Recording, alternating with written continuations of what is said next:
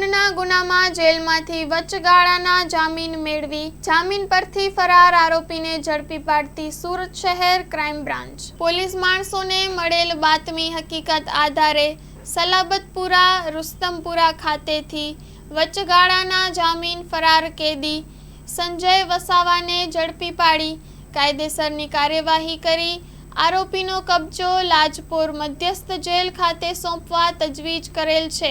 આરોપીએ પોતાની કેન્સરની સારવાર કરાવવા ગુજરાત હાઈકોર્ટના હુકમ અન્વયે તારીખ 22/5/2025 થી દિન 3ના વચગાળાના જામીન ઉપર મુક્ત કરવામાં આવેલ। ત્યારબાદ તેણે મુદ્દતમાં 2 અઠવાડિયાનો વધારો કરાવેલ હતો, જે મુદ્દત પૂરી થવા છતાં જેલમાં હાજર નહીં થઈ ફરાર થઈ ગયેલ હતો, જેથી કેદીને મળેલ હકીકત આધારે પકડવામાં આવેલ છે। Story report by Haresh Rajput, Surat.